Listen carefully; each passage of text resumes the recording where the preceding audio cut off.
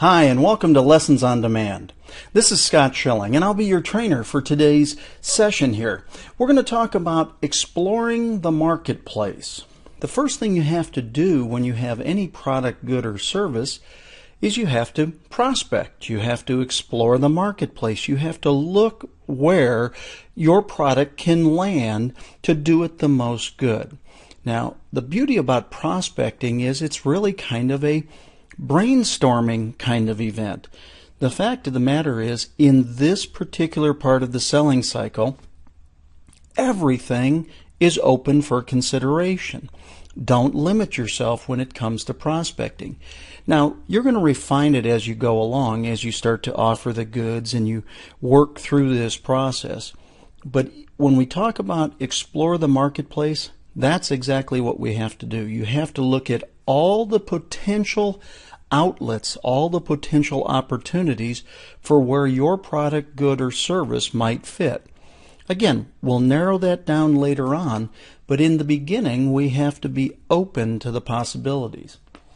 Now, we start out by saying selling is all around us. Selling skills will be what make you a king in all of this. You're going to have to learn how to present your product, and you're going to learn how to do all of this throughout these lessons. But in this case, people listen to those who command their attention. You can't use the old Girl Scout clothes of, you wouldn't be interested in this, would you? Again, even when you're exploring the marketplace, even when you're looking for prospects, people want to see that you're confident within your product or your offering. They want to feel that you believe in it so that they can believe in it. Just that simple. Again, these skills will make you king. You have to invest the time and effort to truly understand great selling skills. One of the things I congratulate you for being part of the Lessons on Demand series. You are obviously investing in yourself so that you can in turn invest in others. You want to learn how to properly expose your offering to the most number of people so that you can do this in such a way that you create the environment for them to want to have what you have. Very simply. Now, why is selling all around us, and quite frankly, why does it need to be? Studies show that at any given time, approximately 3% of the prospects are ready to buy the product, good, or service that you offer. That's right. There's this innate or inherent customer base available to you of around 3%. Now, there's also another 6 to 7% that are open to what you have to offer, statistically speaking, of course, but they're not currently looking for what you have to offer. So again, knowing this as we explore the marketplace, we want to keep ourselves open to working, obviously, to identify those 3%, and also identify those 6 to 7%. Now, why does this become important? Well, simply said, the other 90% are typically equally divided into three categories. The first is they're not really thinking about what you have to offer at this time. It's just not top of mind. It's not in their sphere of influence. It's not in their awareness at this point. They're not really thinking about it. And then there's another third of those that think that they're not interested, but if presented properly and it's proven to them and proven that it can help them, you know what? They could become interested in it right now. So again, there's about a third that's not really thinking about it. It's not top of mind. There's a third that, if you do this properly, would probably take some interest in it. And then there's about a third that absolutely know they're not interested in it, almost no matter what you can do. Now, why is this important? It's just as important to categorize and understand who doesn't want or need your product as those that do. Why? It's called sanity. It's called time savings. Why beat your head against the wall and try to present your product to people who just have no need, want, or desire for it? So as we explore the marketplace, again, this is the broad brush. This is the broad stroke. We want to make sure that we are identifying, obviously, those who are really excited about what we have, but we also want to identify those who are not excited about what we have. Not that we want to spend a lot of time there, but we want to identify, especially that we don't want to spend a lot of time there. We want to gain our efficiencies wherever we can. We have to start from that first absolute, WIIFT. What's in it for them? We have to focus on them and their interests first. So again, many times when people explore the marketplace, when they do prospecting, they look at the prospects from their position, from the company's position, from the product's position. It really doesn't have anything to do with the product. It has everything to do with the benefits the products will deliver out in the marketplace, and therefore it has everything to do with the customer's motivation. It has everything with their understanding of how they will be able to take this product and put it into action. Remember, effectively 90% of the people that you're thinking about are not in the market. In fact, 97% think that what they're doing is working. So you now have to crack this mindset. You have to open up and figure out who the people are who could really take advantage of what you have to offer. Most importantly, you have to create value for them. I know I've said it in other trainings here in the Lessons on Demand series, and I'll probably say it in many more. As Jim Rohn said many years ago, if you want to make more money, create more value. Value is what people want. They have no problem handing you dollars for something, but they want more dollars worth of value in exchange. It's not a matter of what your product costs or any of that. What it really matters is what your product, good, or service delivers in comparison to the exchange of value that is given to you, called dollars. So again, you have to create value along the way. Just that simple. Now, it's true we live in a society where bad news motivates. There is no doubt about that fact. And again, I've said this and I will repeat saying this across this training. Bad news does motivate. Many times, many trainers will tell you to find the pain and intensify the pain. Bad news does motivate. But you will not hear that out of me, and I'll tell you why. I use a metaphor as a scab. Have you ever had a cut and it's scabbed over? Well, have you ever picked the scab? Yeah, it's nasty. You found the pain. You intensified the pain. Just the metaphor is gross. But there's two things. People either flee from pain or they strive for pleasure. Quite frankly, we're living in a time where over the last couple years, most people have suffered way too much pain at this point. So much pain to the point where they're almost numb to the pain. So, number one, I just don't think it's a nice thing to do to intensify somebody's pain. I'm sorry, that's where I'm going to come from. I don't think you treat people like that. The other side of it is I also think they're numb to it at this point. Why not strive to find their pleasure and get them to strive for more pleasure? And in order to do that, you have to understand their situation and then set up buying criteria that gets fulfilled through that. Again, this is where you now have the opportunity to present your solution that ultimately gets them to flee from pain, but more importantly gets them to strive for pleasure. In other words, you've given them some kind of beneficial reason why your product, good, or service will supply the solution to their situation. Again, it's about empowering your presentation. If you'll notice, EMPOWER is a 7-letter acronym for the 7 steps of the selling cycle. Well, the E is explore the marketplace. So that's what we're doing in this lesson. And we have to understand that selling is a cycle. And done properly, the last step leads back to the first. That's why it's a cycle. When you get really good at understanding all these 7 lessons together, the Empower Your Presentations lessons, what you'll really find is that you'll constantly have new prospects. What that ultimately does is make your life easier. As I say in most trainings, your first day is your worst day. The second day is better because you now have the benefits of what you did the first day. As I also say in many trainings, I learned this in 1984 in a presentation as a young pup, as a young salesperson.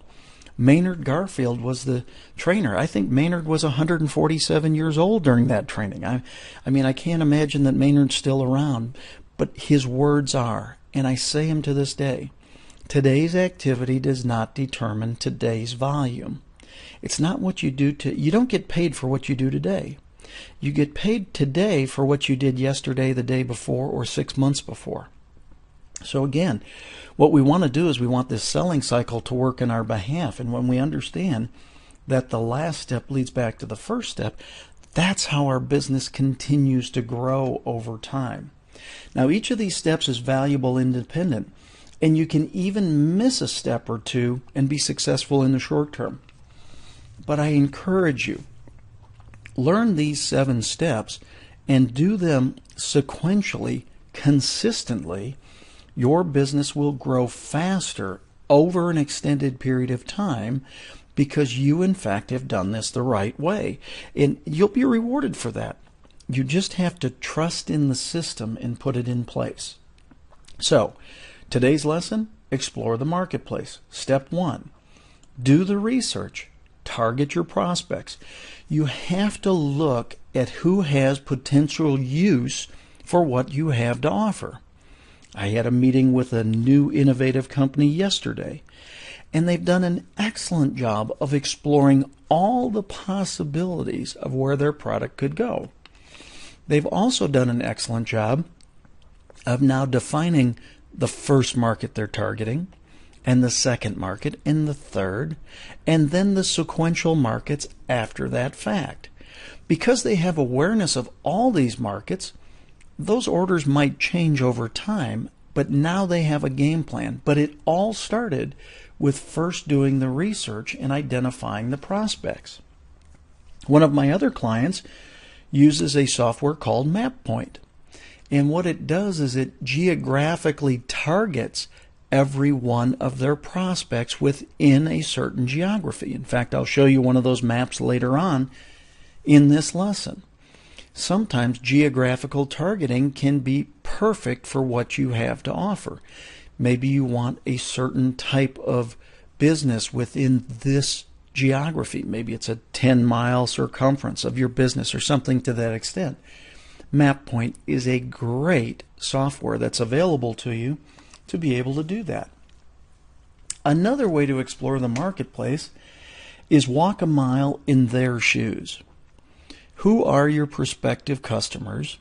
Well, put their shoes on. Prepare. In other words, what are they up against in their business? How could what you have truly serve them from their perspective? Well, one of the ways to learn how to do that is strap on their shoes. Really get into their minds, their hearts, their situations to the point where you see from their side. Go observe their businesses. See what their day looks like. Or have meetings that say, I don't know if our product fits you, but quite frankly, the only way I'll know is to see what you're up against. Can I shadow you for a day or mirror you for a day to see what your situation is? Now, what does this do? It creates relationship for you, but it also gives you a true understanding of their business situations, what they may or may not need in those situations, just that simply. Again, as we're exploring the marketplace, let's say that you identify an organization. The other thing you're going to do is you're going to look for the right buyer for your system within that organization. And I would suggest you get hire fast, meaning go to the top. Is the CEO the decision maker? Is the CFO the decision maker? Is it simply the vice president that's the decision maker? In other words, as you're identifying these organizations, who is it that ultimately is going to make the decision on your product? Now, what you have to do is you have to list all those people. Why? You may or may not be able to get to that person right out of the blocks, but if you have at least identified who you need to get to, you now, down the way, are going to have a greater opportunity of getting higher fast because you've at least identified where you need to go. Again, this is all about intelligence. If you think about it, in any situation, people create intelligence out ahead of it. They're looking to find out information before they ever set a game plan in place. In sports and athletics, what just popped into my head is a football coach will watch film of the opposing team from previous games to gain some intelligence before the game plan is ever set in place. Well, that's really what this explore the marketplace time frame is really all about. It's about gaining intelligence. Any piece of information is a good piece of information because it will help you refine and define as you go along. As an example, one of my clients, we used to watch the attendees throughout their presentation. What could you learn from them? And again, I'll show you a chart that we created for them so that we could log information. Why? Because we were using a slow-paced presentation process in a very fast-paced environment. If we were going to be efficient, we needed to have our best guesstimate of who to talk to out of that crowd to be the most efficient. The way we did that is we watched attendees throughout the presentation. As the speaker was making his presentation, our back of the room folks, our counselors, would actually watch who was engaged, who was disengaged, who was participating in the conversation, who wasn't. Why? Because again, we only had so much time at the end of the presentation to talk to the people. This is called being intelligent. It's creating a game plan. But in order to do that, we had to explore the marketplace in advance. Again, I'll show you that chart here in a little bit. Now, when it comes to exploring the marketplace, you have to have a prospect database. The money is in the network. It's just what it is.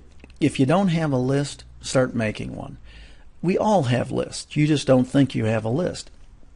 Studies show that we all have a mental Rolodex of about 250 friends, acquaintances, and associates within our mind. Right now, if I challenged you to write down 250 names, more than likely you could do that. Now, the reality is, because of technology and because you're in this program to begin with, I'm going to suggest you probably have 500 to 1,000 and maybe more that you've touched across your life. Now, do you remember everyone's name? No, not necessarily, but you remember the contact and where they came from. As an example, I think back to some of the trainings I've done, and there may have been 400 people in each of the trainings, but with one organization alone, I did probably 7 different trainings with 400 people in it. That's 2,800 people. Now, while I'm pretty good with names, I don't know that I could give you all 2,800, but I sure can give you a bunch of them, and at least I know where to find them.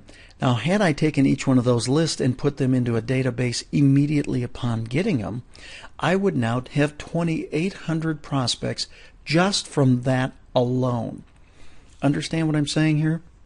You have to develop a database. You have to keep track of who you know more formally. The old days of the day timer and doing it in a manual situation probably isn't the way to do it anymore.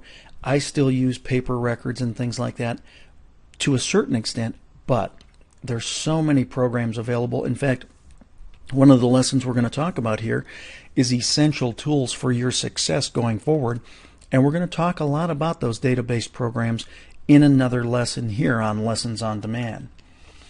Ultimately, there's a simple equation. Your network equals your net worth. The more people you know and the greater that relationship, the more your net worth will be. Just that simple. So again, in this lesson, we're going to explore where you can find some of those people to start creating these databases. The question is, have you identified them? And more importantly, are you consistently refining that information? As an example, personally, I just went to a new database system. And what I did is I sent out an opt-in message to those in that database. Some will, some won't. I would hope that everybody would opt in, except they won't. I mean, I know that to be true. The point is, from this point forward, I am going to have a cleaner, better, more defined marketplace to be able to present to because I'm going through this process.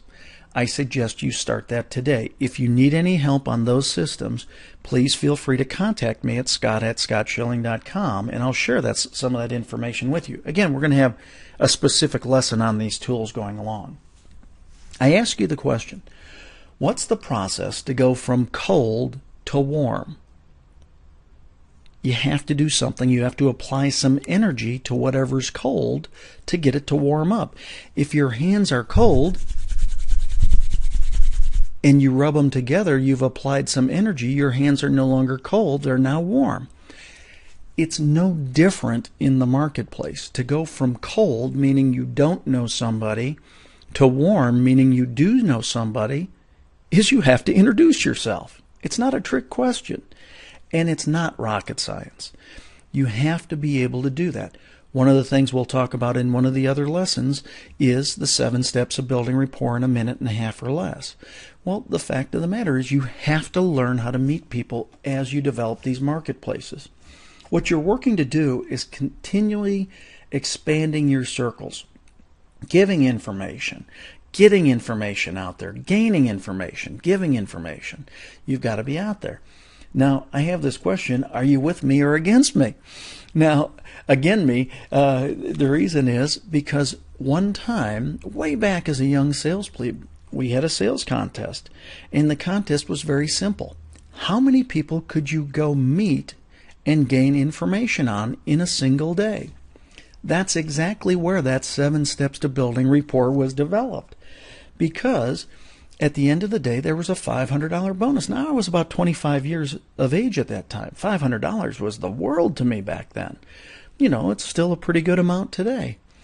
But the fact is, when we came back together after a 12-hour opportunity, one of our most veteran salespeople met 5 new people.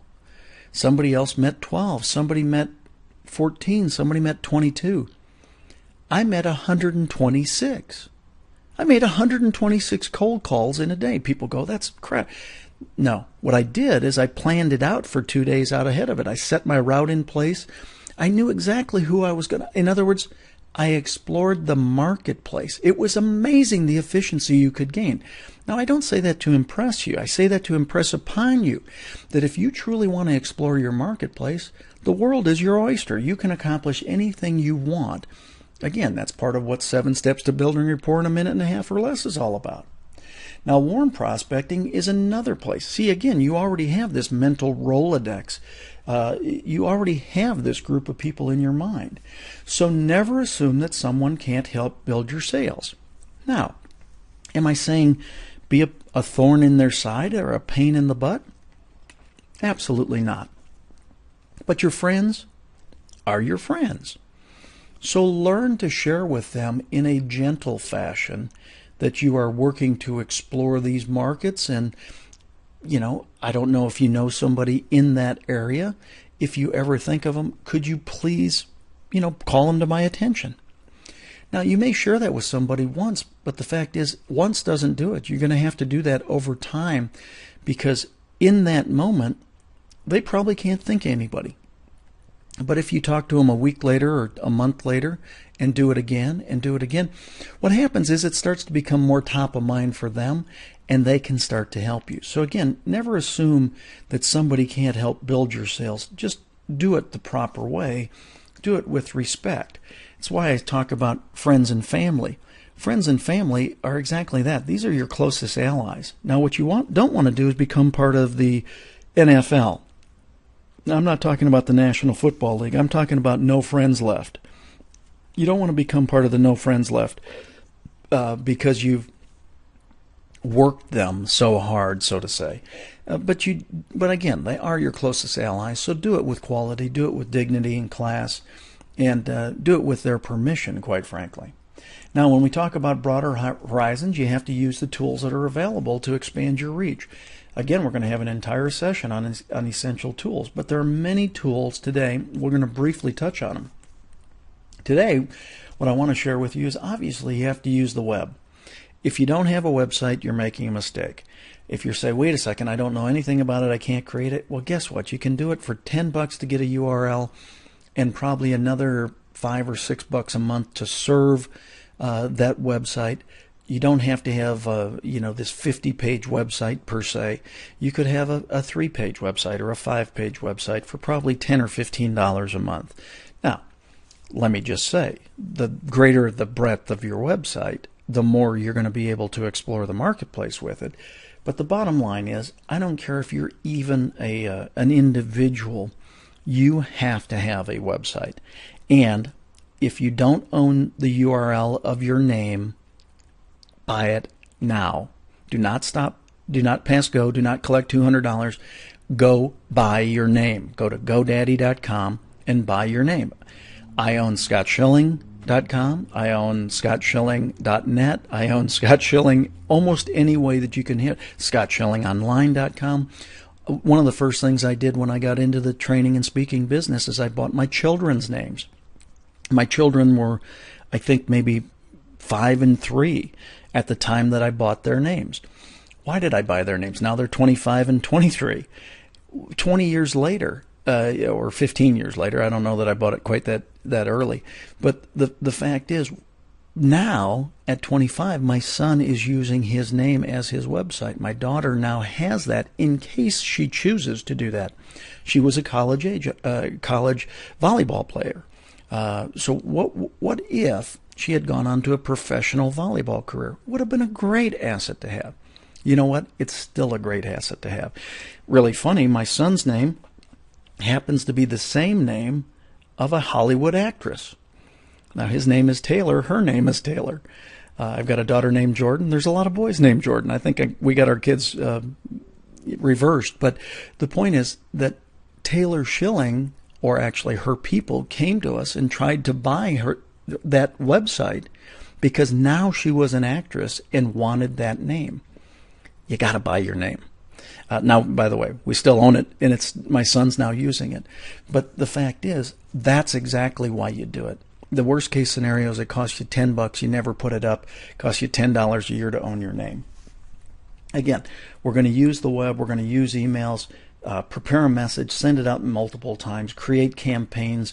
There's so many different things you can do to explore the marketplace with the internet these days. Professional help. Work with customers' peer groups. In other words, if your customer is within a networking group, well, obviously, go to the networking group first. You might be able to, as opposed to being able to get to your prospect, you might be able to get to somebody who already has a relationship with your prospect. Work within their peer group. Use professional help. Customers, consultants. In other words, who is your ideal prospect already doing business with? What if you could create a strategic alliance with somebody who's already doing business with the same person you want to do business with? They make recommendations, right? So if they make the recommendation, guess who could be the recommendation? You, your product, your good, your service, your offering. So again, create those relationships in advance from that side. How about inside help? Learn from each other. If you're in an organization where there are multiple agents, share best practices. To a certain extent, that's what you're getting here in Lessons on Demand. What I'm doing is I'm sharing best practices that have worked the most efficiently over 35 years of face-to-face presentation. We're constantly learning more. I'm constantly seeking what the best system is, or what's working for you, or whatever the case might be, so that I can pass it along to the folks that I coach, to my students, to people that I speak to. Because again, if we're constantly looking to help lift each other up, the entire world is going to be better. Well, that's what it's really all about. I think you've been put on this planet for 2 reasons: to have a fabulous life and help as many other people as you possibly can. Well, if we're out there serving, the fact is both of those things are going to happen for us. Now, even though your company provides you leads, personally, you still have to take the bull by the horns. Why? Very simply, because sometimes leads don't get handed out evenly. There's so many different reasons. The fact is, Just become a lead machine. When you understand this process of exploring and thinking through where the opportunities are, there's always an opportunity to create revenue from it. It's just the way it works. Again, I shared with you that I had a meeting with a new company here in town the other day. Well, every day now, new thoughts of where they could take their product or who could help them take their product somewhere has come to mind. We've been in this daily dialogue for the last 3 days since the day we first talked about this, and we're creating more and more leads and more potentials. Will they pan out? Well, to be determined. We don't know that. But if you don't know where to go, you don't have the opportunities. Now, I think, quite frankly, a lot of them are going to pan out extremely well. When it comes to making contact, use all the modes available to you. That means make phone calls, use direct mail, fax. Yep, you know what? People still have faxes.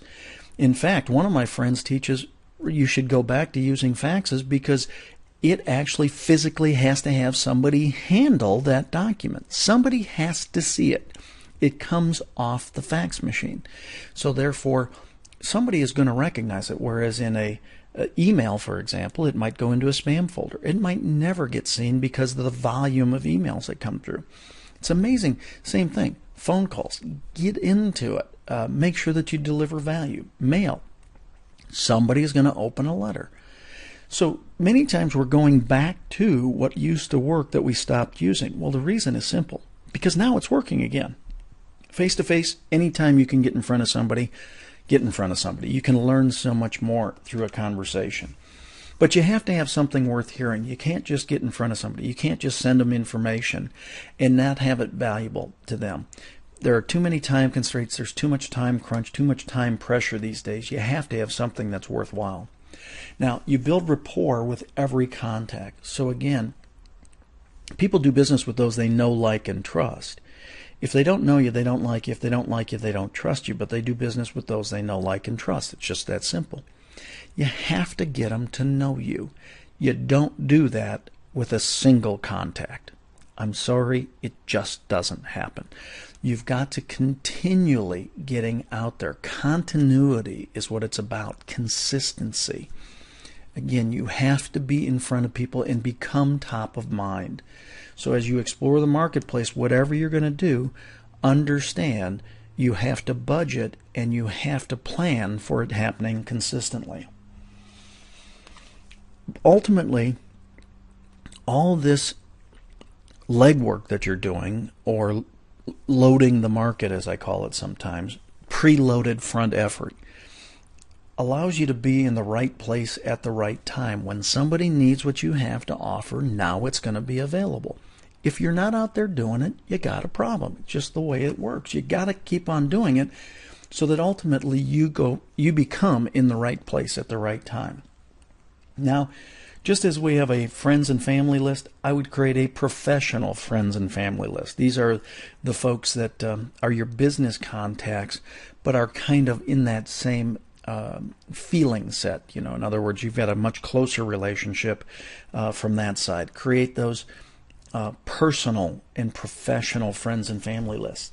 The other thing is review your emails that you receive. Really look at the to or CC fields. Now, am I suggesting that you take that information and you spam them? Absolutely not. Hear me very clearly. But what that will do is it will, in fact, help you understand who the people you know. And I'll give you a prime example of this.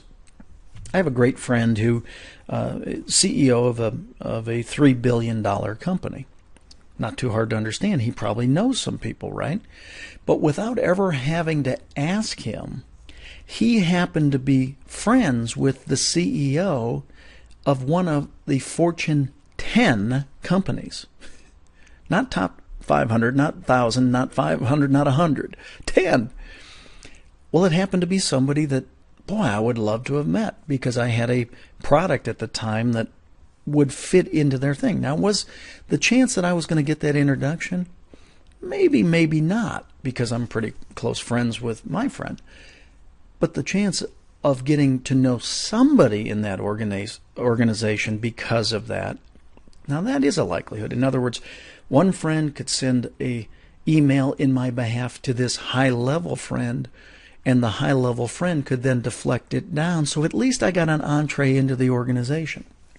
So again, really study the to and CC fields in the emails that come to you. Again, not to steal those names or do anything like that without permission. It's to understand who your friends know. And once you have that, you're in a better situation. The question is, could they be prospects? You don't know until you look at it. Now, the other thing I would suggest is whenever you do mass emails, always put the email addresses in the BCC field. Why?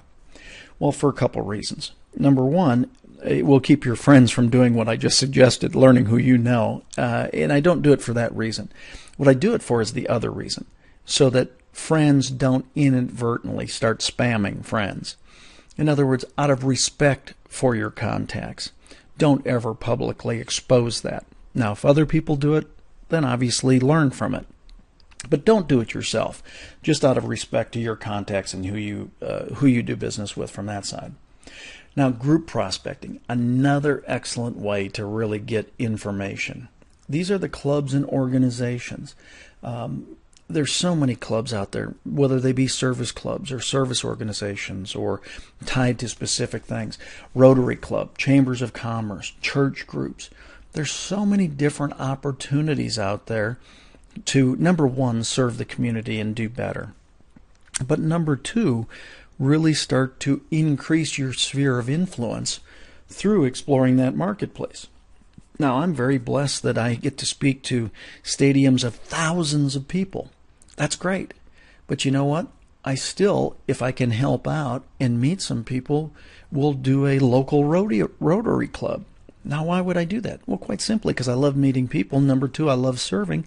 Number three, you know what? There's some pretty powerful people around in those local Rotary Clubs. I'm exploring the marketplace. Who has need for what you have to offer? It's the same thing. Become of service and you'll find out greater needs as you go along. Where else? Now, where else can you check? You can check in newspapers.